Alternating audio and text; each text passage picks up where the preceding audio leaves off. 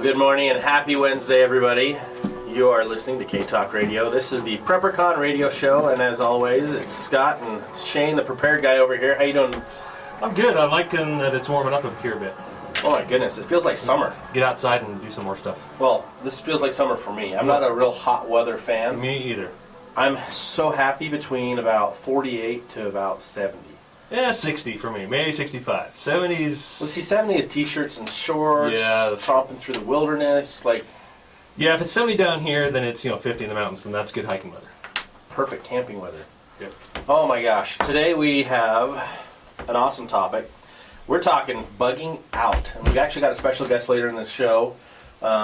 Utah Safe Haven. We've got Skip coming in. He's the man. When it comes to bug out locations, they've got you covered. While you're listening, check him out. UtahSafehaven.com. Skip will be here. He'll be answering questions. He'll be talking about his philosophies and their philosophies on bugging out. That's actually our topic for the day. One of my favorites. The quintessential topic of preppers. Bugging out, bugging in, sheltering in place, bug out vehicles, bug out bags, bug out this, bug out that. Get home bag, get home, that is the quintessential topic for preppers. If you're not preparing for that issue, whether it's bugging out or sheltering in place, you're missing the whole thing about preppers, right? Well, what's funny is so many preppers I talk to will get on my case when I talk about my first plan is to stay home. They're like, no, you need to bug out before things get too bad. And I'm like, well, okay. Yeah, no. And there's always going to be an argument for either side. And we totally encourage your calls to give us your opinion. 801-254-5855 is our call-in number.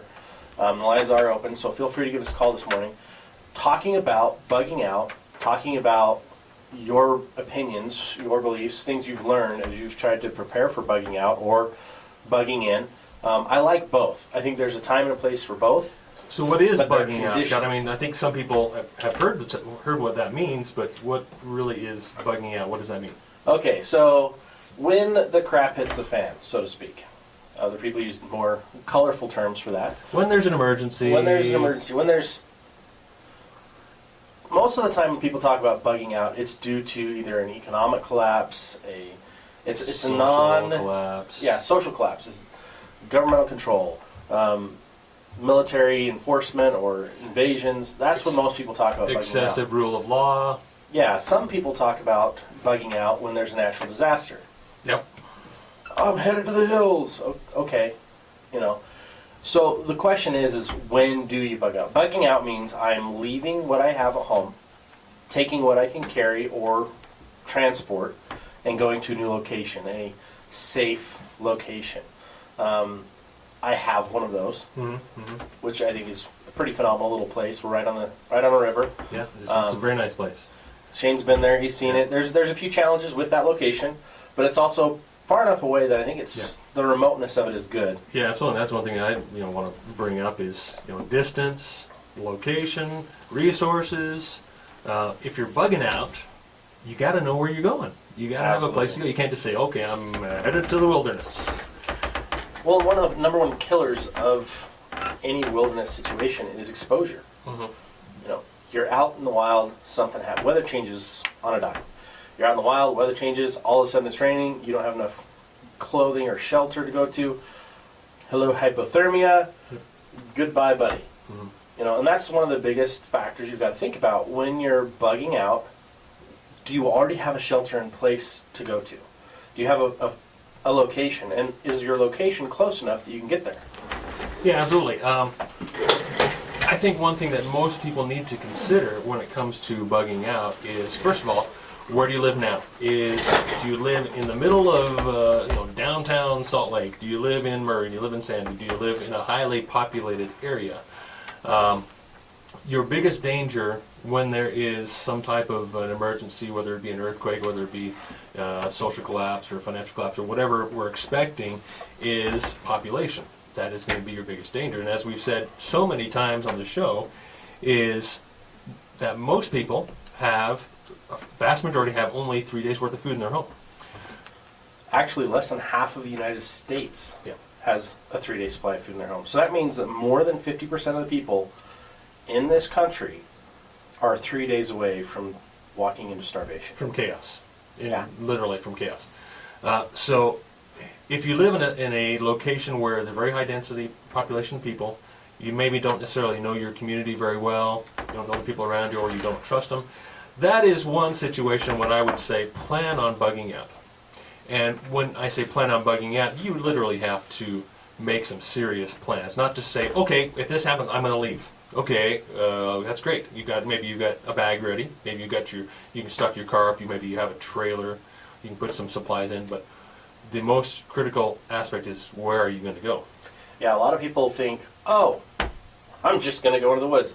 I'm an avid hunter. I know what to do. I know this prepper over here. I'm just going to go knock on his door. Well, let's talk about the woods first. Okay, you run into the woods. You think all is well. Well, where are you going? Yeah, I've heard a lot of people say, well, I've got a camping trailer. I'm just going to pull that. We're going to go to this national park over here. They got water. They got electricity. We're just going to camp out there. How many other people are going there? Exactly. How many people have that If it's plan? that hard to book, I mean, have you tried to book a national campground spot? You're sometimes having to go 3 weeks out. You can't Yeah, or more. anymore. You can't just say, "Hey, I'm heading out this weekend." And if you think you're the only one going to that spot, guess what? You're going to have neighbors. And how many supplies can you carry with you in that trailer? And are they neighbors you know? Yep. You're going to have to go through the whole trust cycle, building that relationship with those people. So the strategy, I'm just going to run into the woods and live there, not a good strategy unless you've planned it all out, unless you have resources, unless you have other like-minded people, which brings me kind of to the lone wolf idea. Yeah, exactly.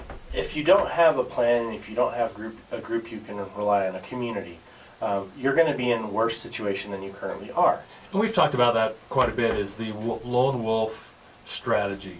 Okay, I'm really good at bushcraft. I know how to make a shelter. I can hunt. I can identify wild edible plants, so I can survive by myself. That's all fine and dandy. If you are capable of doing that, you practice, you've trained, and you say, I'm just going to head to the hills. I know where I'm going. I know where the creek is. I know where the spring is. I know where to get water. I can hunt.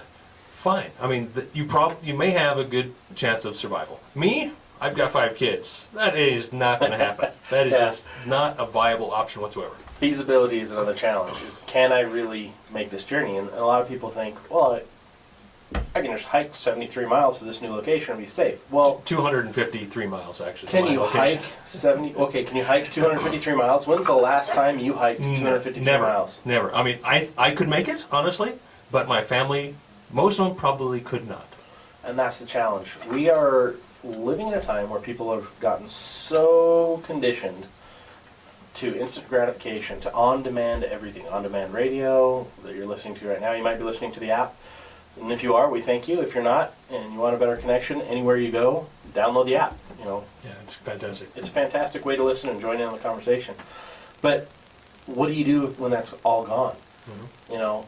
The hour before here we were talking about suicide, and one of the factors or one of the contributors to it is that social connection, and a lot of people are replacing that with social media.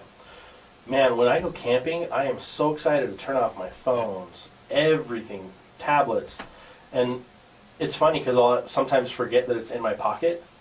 And I'm like, oh yeah, what's that doing there? And I'll toss it in the car. I'm like, I don't need it. Kind of like what I was saying a little bit last hours, that us preppers get a little bit excited for the power to go out, the grid to go down, and maybe to be some type of emergency so we can jump into action. And I think that's a part of it. We just need to disconnect, and I think that's probably the bigger motivation. Just we love it. Okay, we got a week-long vacation planned in the mountains. We're not going to have any electronics. That is really, I think, what it comes down to. That's kind of a good bug-out practice right there. Yeah. I think it's funny because we use the term disconnect, but I kind of look at camping and that wilderness aspect as reconnecting. Reconnecting right. with how life is. I read a study a while ago talking about when your sleep rhythm, and that you can actually, within 3 days of camping, sleeping in the wild, disconnecting from the electronics, or reconnecting, like you say. It reconnects you with your body's internal timing, and it helps you get back onto a better sleep pattern. So if you've got insomnia, that's one of the simplest ways to get your body back into rhythm. There's an actual rhythm that our bodies are on, and if you know what that's called, give us a call. I don't remember all the technical terms, but it works. I've done it myself, and like, true.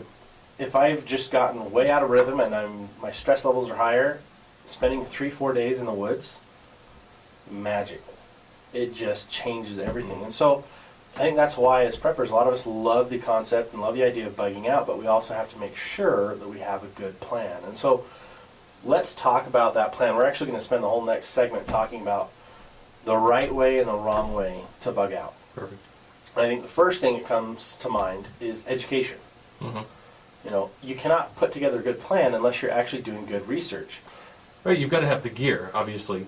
But if you don't have the skills, gear only lasts for so long. Things wear out, they break, you run out of supplies. But if you have the skills and the knowledge, you can replenish those. You can live off the wild if you have to. Yeah, and it's funny. We've got a stack of books sitting in front of me. Yeah, I was going to ask you about this. I pulled them out of my bag and I just slammed them up on this desk. I've got about 8 books here. This is what I consider to be a treasure trove of knowledge and information. And none of these books are brand new. These are all from I guess you'd call it a yard sale. First book I've got here is Build It Yourself Homestead. It's got plans, it's got schematics, it's got skills. It talks about how to put together your own chicken wire and stake bins for your hay bales, building snow fences. Has instructions on how to build a geodesic dome. Sweet. Like, it's crazy. It's got all this cool stuff. Storage containers. These are probably stuff that our ancestors, I always say ancestors, not that far, a lot long ago, 50, maybe 100 years ago, that this was their common everyday knowledge. Yeah. Using hay bales as Building kind of your food storage, because you can actually use it as insulation, kind of create your own little pantry there. Another book, Cold Weather Survival. Now, if the crap hits the fan this week, do you think you really got a shot at it running into the wild? By myself, yeah, but I'm not living with my family, sorry. Well, just anybody listening, do you think you can actually hack it? Because with winter snowstorms, with winter challenges, the number one thing that's going to be the problem is exposure. Again, cold weather, hypothermia, other problems. You know, you might get stuck in a massive snowstorm. I can build myself a cabin real quick. You know, I'll just take an axe and I'll just build a cabin really quick. You know, I can do that in a couple hours. Snow cave's going to get you off a lot farther in survival. But I mean, this is great because it talks about uses of wool, talks about understanding distance and direction, how to navigate in a blizzard, different types of structures you can build, staying dry.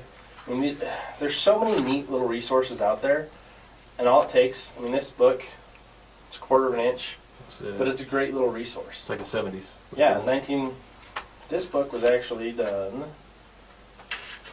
And I think that's one thing that, I think about all the time is that you think the most current, most accurate information is going to be, what's the most current. That's not necessarily the case. Right, and this is 1981. Here's another fun one. We're coming up on our break here, but Boy Scouts of America. This is the handbook from... That's an early one, too. 1960s, I believe. But it's great because it's got all the color pictures, so it shows you how to do everything. But how to navigate, how to communicate, Morse code, wilderness survival, everything and anything you could think of just to get started. This is probably my favorite book. We're running into a hard break. We'll be right back. You're listening to PrepperCon Radio on K-Talk, AM 630. Hang in there, we'll be right back with you. Well, have you made up your mind? That is the question. He's made up his mind. Have you made up your mind on what is your strategy for bugging out? We're having fun today. We're talking about bugging out, bugging in, sheltering in place.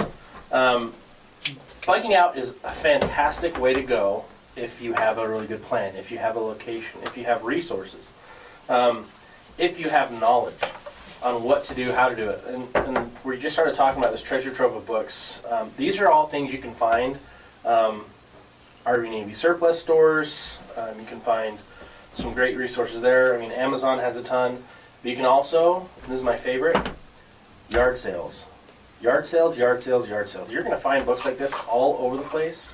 The next 2 books I have are the Army Department of the Army survival manuals. The 1992 updated version and the 1970 version with a lot of wonderful black and white drawings. The 1992 version has twice the thickness, a lot of those same wonderful drawings, but then they've also got some fantastic color pictures of plants, so you can actually identify the plant, understand which parts are edible, which parts are not, what can be used for medicine. It's fantastic, and I love resources like this because you can throw it in your backpack, throw it in your car, and when you've got downtime, pull it out, read, practice some skills, but also use that on your camp out. So use that to practice your bug out scenario.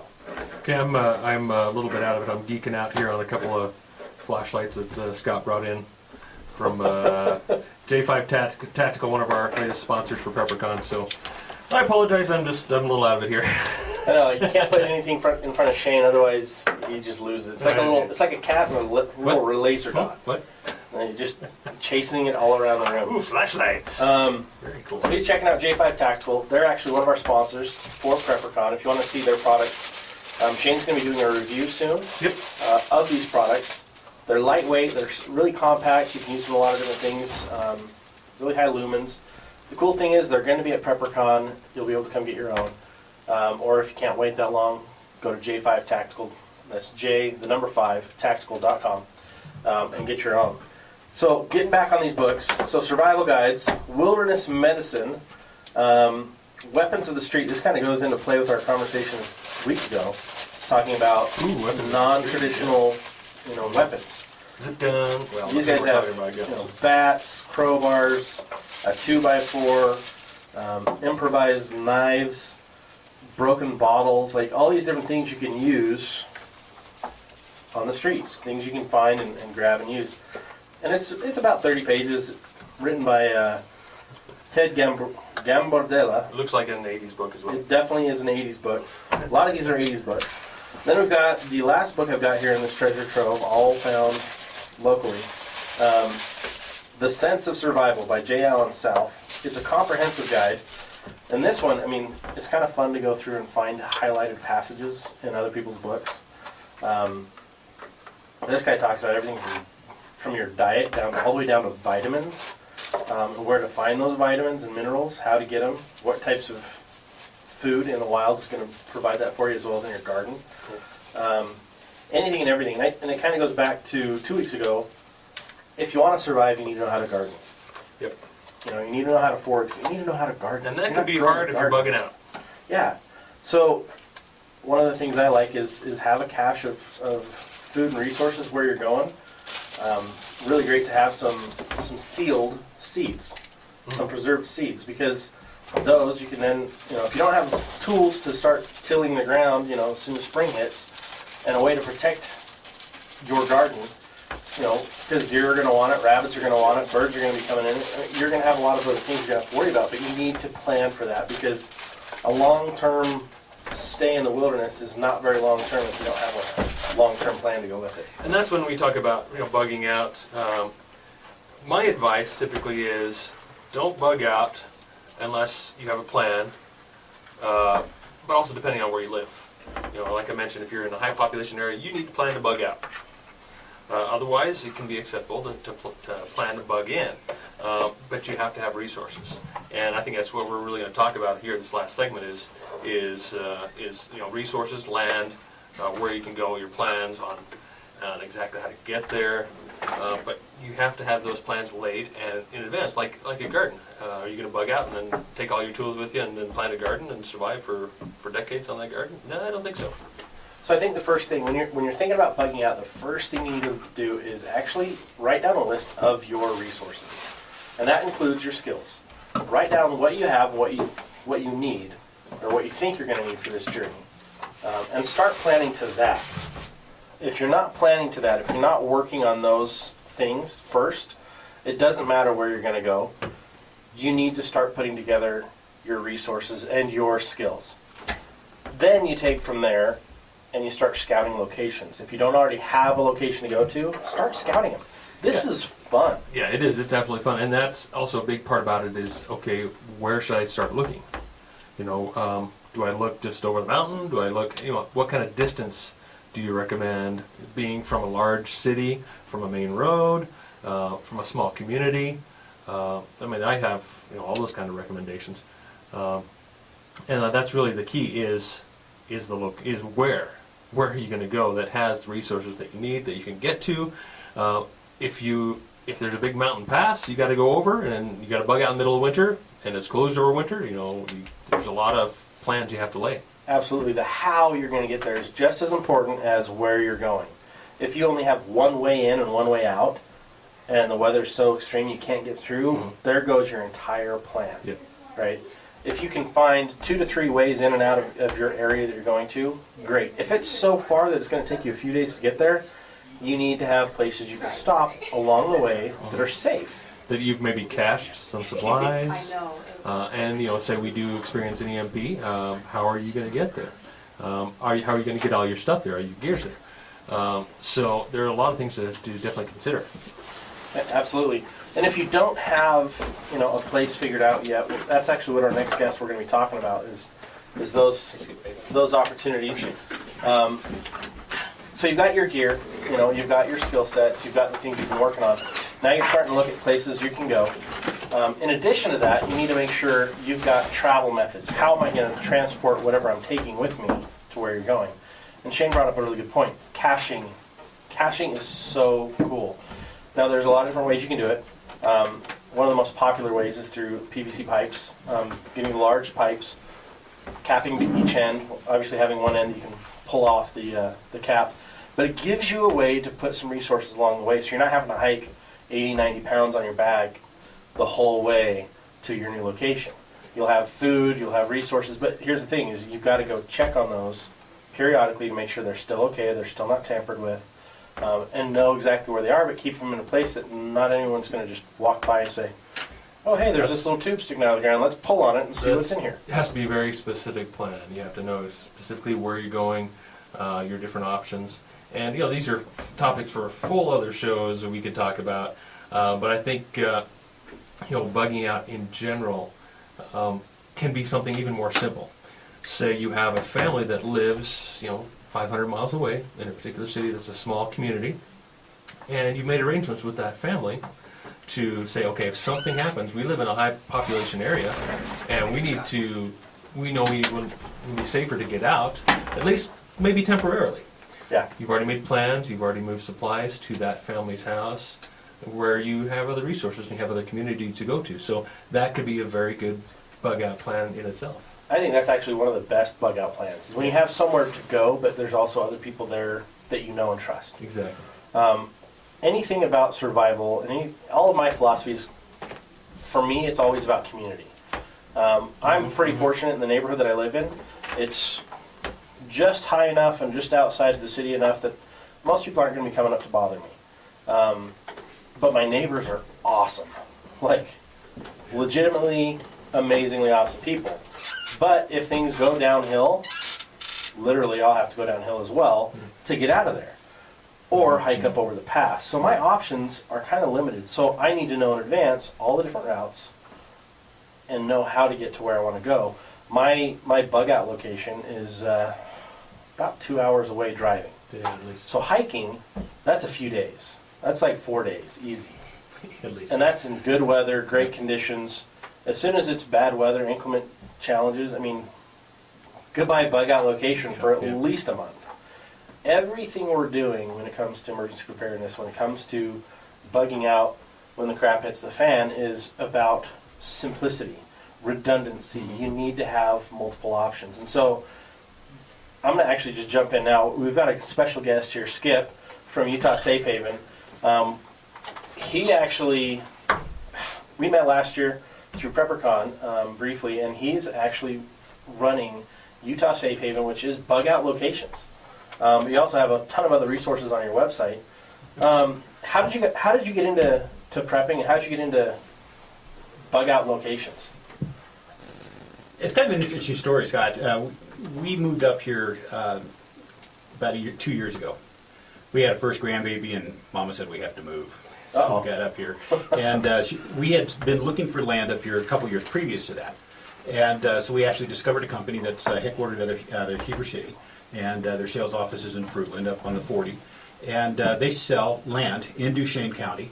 And it's quite interesting that we went out there and found our place of land. You know, you literally walk a piece of land and you say, this is the place. You know, and so we found a piece of land, and then the grandbaby came along, we moved up. And last year, I was able to talk that company into attending PrepperCon. And they said, well, we don't have anyone that could do a trade show. And so, okay. My wife and I have done a couple trade shows. My wife is now works for the company. So I'll give you a couple days and I'll go do the trade show for you. So we went to PrepperCon and enjoyed the heck out of it. I had a lot of fun. Went home exhausted, which is what you want to do. Yeah. Okay. Absolutely. And you know, the biggest problem about PrepperCon is we were so busy we never had time to actually walk the show. That's the problem. You know, so and we generated more. The goal at that is to introduce the company to potential customers, to show them what we do, and we want to generate some contacts, and get through those contacts, they come out and buy property for us, of course. We generated more contacts in those 2 days than what our company normally does in a month and a half. Fantastic. Wow. That's awesome. And because we had a specific market that people were interested in our product, and we're rather unique in what we offer. Since that time, with PrepperCon coming up on the horizon again, I have been hired by the parent company, okay, to do trade shows, and I also run a subsidiary called Utah Safe Haven. My parent company, Mountains West Ranches, as I said, is headquartered in Heber, and they focus on the land, and so we sell land. And a lot of our customers will come out there, and probably about 90% of them are closet preppers, but they don't really want to admit it. Well, That was me about 4 years ago. And I speak prepper. You know, I've lived off grid for a number of years and just absolutely enjoyed it. And so the company hired me to come out and speak prepper to people. And so we formed Utah Safe Haven about 6 weeks ago. And our job is we take the next step, because a lot of times we have people come out and they look at this land and it's semi-approved. We'll put pads on it, we'll build roads into it and things like that. And they say, okay, what next? Well, we need shelter, we need energy, we need water, we need power. You know, I already said power. You know, we need food. What do we do next? Okay, that's Utah Safe Haven. We can help you take the next step. So you work from the beginning to the end. You help them put together their plan. Well, identify the location, then put together the plan to make sure it's going to work for them. That's correct. Absolutely awesome. Absolutely awesome. So you kind of started the subsidiary about 6 weeks ago. So far, what have you guys been focusing on? Right now, we're focusing on. I'm trying to find partners for solar powers that so we can come in. A lot of customers will come out to us and they look at us and say, okay, but I want water and power. Okay, and from my parent company's standpoint, they say, well, we have some lots that have city water, city power. Okay, and I'm looking at them and say, okay, wait a minute, I can do that. Okay, so we're trying to set up partnerships right now with companies that provide off-grid solar systems. A lot of the solar companies down here in the valley, you know, they're great at grid tie. right. Okay. Yeah. But they know. But yeah. when it comes to off-grid, they kind of stutter a lot. Okay. Well, because it's a whole different beast. I mean, having battery banks, understanding how to use them, how to store it safely. You know, a lot of the tie-in systems don't even touch. And the components are battery banks. completely different between a grid tie and an off-grid system. Yeah, in you've most got cases. different types of charge controllers, different types of configurations. Yeah. So that's pretty cool. So you're going to be able to handle anything and everything that they throw your way when it comes to getting their property perfected. Pretty much. Awesome. You know, so it's, you know, whether Utah Safe Haven does it themselves, okay, and we're working on that. It depends on the partnerships that we build. But we just point to a vetted partner that says, hey, you need to talk to these people over there. They'll put a solar system for you. You can trust them. And I noticed on your website that you're basically making it a blog, Yeah. right, where you're posting those resources and those articles to where your clients can get informed about particular topics and, like you said, where to get their supplies and their knowledge. Exactly. When we started looking into the company, we started doing a survey of all the resources that was available here in Utah. And there's a lot of resources available, but there's no single point to go to. Okay, you know, there's some out-of-date websites that are available, things like that. So, you know, part of my goal is that we want to become the #1 information aggregator for preppers in Utah. Okay. Awesome. And so there's a lot of little things on there. You know, we want to get people to come to it. Of course, it's UtahSafeHaven.com, and come in and you know, take part in it. Not only read some of the articles there, but we have a forum. Okay, so we're trying to get that open and get some discussion started because people have various ideas. I know that what I would do for shelter. Okay, other people have other ideas. As I was listening to the show coming in, you're talking about bugging out to the wilderness and taking an axe and building a cabin. That doesn't happen. Right. Well, So I was being facetious there. Not easily, right? yeah. So, one of the things that I love is in my bags I have different types of shelter starters. And that's going to help me get to where I'm going. But when you get to where you're going, you don't want to have to start over and build another shelter. You don't want to have to figure everything out again. So you want to make sure that's ready to go. And we're actually coming into our hard break here to do station identification and take care of our sponsors. But stay tuned in. We'll be right back. We've got Skip with UtahSafehaven.com. They're going to be at PrepperCon. They're actually one of our headline sponsors, platinum level sponsors. It's almost as high as it gets. And they've got some really cool stuff. So stay tuned. We will be right back. All right, welcome back to PrepperCon Radio. We have a special guest in house today, Skip with UtahSafehaven.com. They're quickly turning into Utah's one-stop location for bugging out, preparedness. Primarily, land is kind of your origin, it sounds like, of where this all started for you. During the break, we're actually talking about where he's going next. He's going to be at the RV show. So if you guys want to get a sneak peek on what Utah Safe Haven is doing, head over to the RV show. It's is it tomorrow? Is that It starts tomorrow and runs through Sunday at the Southtown Expo Center. Fantastic. So great opportunity to see what's going on there. Listen in and please join in with questions. We actually have a caller coming in right now. So we want to hear what you guys have to say and any questions you have about bugging out and maybe even philosophies and theories as well. So, Absolutely. Caller, hey, you are on the air with K-Talk. What have you got for us today regarding bugging out? Oh, hold on. What are the prices on the land starting out there? All right, so what are the prices on the land starting there? Oh, that's a good question. Most of our lots right now, we keep about 30 lots active in inventory at all times. In what area? It's in Duchesne County. Okay, it's a pretty big area. I mean, by Fruitland, by Fabulona. Between Strawberry and Starvation is a good way to describe it. Our sales office in Fruitland, we have some lots in Bandana Ranches that is just north of our sales office. We have some lots that are south in the valley, further south in the Pinnacles, further east out by Duchesne and Roosevelt. I love the Starvation Pinnacles. and stuff like that. I'm sorry? Or Starvation and stuff. Yeah. Yep. Yeah, we have a couple great lots at Starvation. Our prices typically run right now around, I think our least expensive lot right now is around $24,900. And how many acres is that? I'm sorry? How many acres is that? 5 to 10 acres. It depends on the actual lot. For example, some of the lots that might be higher in elevation would run 24.9 and they run 10 acres. So it all depends on what you're looking for. Then the important thing about Safe Haven and our parent company, Mountains West Ranches, is we do all our own financing. Everyone qualifies. Okay, low down payment. I've got some land out there already. That's why I'm trying to secure it. But I bought it a long, long time ago. And I've held on to it. And Is that- it's grown out there. And that's it. So do you use that for recreation at this point, or what do you use that land for? Well, I've got quite a few pieces of land, and to be honest with you, I've been out there in 5 years. I got a trailer out there. I used to have paint on it. It looks like a jet stream now.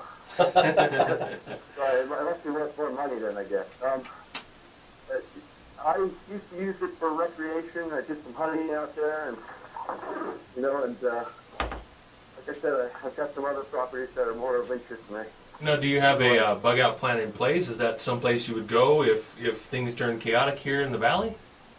Well, I gotta be honest with you guys. We're talking about this whole bug out scenario. And, I don't know if any of you guys hunt. Do any of you guys hunt, actually? I don't. During the season? I've been wanting to get into hunting for years. I just grew up in a household where you didn't hunt. So I personally have not ever hunted. I've shot a few squirrels unintentionally, intentionally, but as a stupid youth. Years ago, you used to go alone anywhere in the state, and trying to go hunting now, our food sources are going to be wiped out in a matter of days. If there's ever a global financial crisis, that would be the worst case scenario. An earthquake or something would be different, but if there was ever something of that nature, all hell's going to break loose because just trying to go out hunting anymore in this state it's packed. And I think that's People- particularly true along the Wasatch Front here. You know, we're so close to the mountains, and we already know there's tons of wildlife in the mountains just outside our foothills here. So I think you're absolutely right. Yeah, if you think you're going to survive off hunting, especially along the Wasatch Front here, it's not going to last long. Well, the other thing is, and you've probably experienced this, people go a long ways to go hunting. You know, you find the pristine spot, you go there, right? Is that what you do? Yeah, I mean, I go clear, I've been all over the state, and like I said, over the last 3 years, the population of people hunting in these areas where I used to never see anybody for days has changed. Yeah. There's people everywhere now. And I think it has a lot to do with technology. You know, we have better GPS systems. Off-road vehicles are a lot more, you know, these razors and everything. People are just everywhere. And I just, you know, I used to think of that scenario that you'd be safe doing a bug out. But I don't know. I think it's a big problem. This population has just expanded Awesome. dramatically here in this state in the last 30 years that I've lived here. Yeah, it absolutely has, and I think that's a really good point. Thank you so much for your call. We appreciate you calling in today. Hey, thanks for the show. Appreciate it. Okay, thank no you. problem. Yeah, I think that's one of the reasons why we're talking about bugging out today is many of us, and not everyone, but many of us will need to get out of this population center when it's time. And what Skip's got is golden. I mean, and that's one of my favorite places to head out east, head out toward Duchesne, toward Vernal, out that way. Fantastic area, great resources, and I personally love it out there. It's a beautiful place. It's the running joke right now is I've had people come into to the Hunt Expo last week, and they said, well, what about this certain location that I'm not going to name? And I just kind of laughed, and I said, no, we don't have anything there. And he said, why? He said, because I have property there, and I don't want any more people around. Okay, but it's great to go out there and just listen to the silence. And, you know, as the caller was stating, you know, if the areas around here, you know, the hunt, if people take out to the woods, the hunt or the prey is going to vanish pretty rapidly. Okay, where our lots are, okay, my lot is surrounded by wildlife management area and state lands and reservation. And if you know, a lot of the hunters now, if you can't park your fifth wheel, they don't go there. Right. Okay, but you know, so if you're willing to put a backpack on and hike a little bit, there is some untouched territory really close by. And it's just gorgeous. You know, there we have lots with, as I call it, hot and cold running elk. Okay, it's you know, I sat on my property over the 4th of July as we're starting to build it out, and it was early in the morning. I watched a herd of deer just pass within 50 feet of me. That's fantastic. And I think you're absolutely right, because you know, so many people with the new side-by-sides and with the four-wheelers and motorcycles can get so far, you know, off the beaten path that there's a lot of lazy hunters out there, and you tend to leave the beaten path. Yeah, exactly. You know, so we founded Utah Safe Haven as a place to bug out. You know, and our tagline is the perfect spot to bug out to. You know, it's kind of like the old Ghostbusters line, like who you gonna call? You know, and our line is where you gonna go. Absolutely. Well, I think a lot of us think we've got a plan, or we've got this theory that we can just go find a place last minute, or we can go carve our own space out of the woods. And you know, if you think of all the people who tried to do that in history, you know, you only know a few names. You only know a few of those mountain men who survived and who made it through. It's not easy. No, it is ridiculously hard to just go out and carve your own home out of the woods. Build, you know, as Shane jokingly said earlier, oh, I'll just go build my own cabin. Yeah. You know, good luck. You know, I've got the tools to do that, but one of them is a chainsaw. And when I run out of fuel, I can't just hop on a car and drive back into town. I can't hop on my bicycle and drive back to town. My quads and my ATVs and the razors, those are all going to be fuel requirements there too. So you have to have planned ahead. You need to have shelter where you're going. Exactly. The important thing that we learned long ago when we moved off grid, you know, my wife was a senior vice president of a bank. Okay, I was a vice president of a bank, and we moved to Utah, or came to Utah for a 4-day weekend one week. Went back and quit. Okay, came to Utah, no place to stay, no place, you know, no jobs.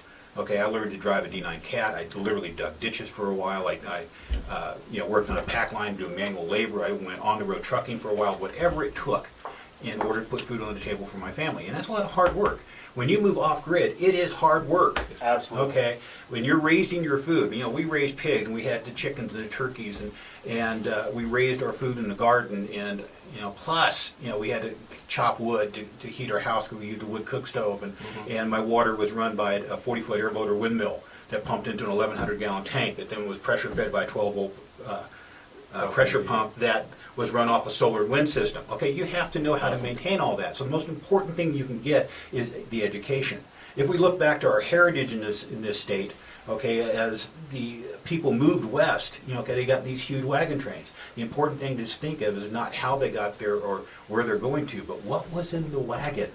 What did they bring with them to survive? Great point. When we have something happen, we have to follow the example that they set. It's funny because the people who founded Utah, a lot of times they forget there's other religions that were involved at the same time, but Mormons get all the credit. If you go to This Is the Place, you'll find out that there were Jews and Catholics and other groups that came with them. And they were just trying to get to a safe haven. Exactly. Which is kind of funny that that's the name of your company. And they brought very little as far as food and clothing, but they brought tools. And skills and And knowledge. skills. And those same tools and skills, for our day and age, have fallen by the wayside. If we have to go back, which we will, we're going to be in the same situation. We're going to be building hand carts. We're going to be building ways to transport ourselves and our families to a safer location. And I, for one, want to be as prepared for that as possible. And that all leads to skills and knowledge development. That's why I love books. I'm not a voracious reader. I'm a dabbler. I'm a skimmer. But I get sucked into areas that I think, wow, this is really going to help me. I need to know this. And then I just go nuts. For me lately, I'm learning ham radio so that I can go get my license. Communication's going to be key. But on my list, solar, going off grid, understanding wind energy, And pumps. one thing people need to really understand is when you live off grid, you can really do with a lot less. You don't need, the big screen TV, you don't need the computers on 24/7. And when you live off grid, you're going to want to live with less. Exactly. What Safe Haven was founded for is you got to remember the rules of three. Okay, you can survive 3 minutes without air. Okay, you can survive 3 days without water and three days without food. Okay, the important thing that we skipped over was you can only survive 3 hours without shelter. Yes. Okay, and so you're talking earlier about if you had a bug out right now in this time of year, you need shelter. You need to learn how to provide shelter. Safe Haven can help you with that. We have what we call instant shelter. That can put a wooden tent. We have a building out there from Columbia Buildings, we would put on. So it's Safe Haven, UtahSafehaven.com. Follow us on Twitter.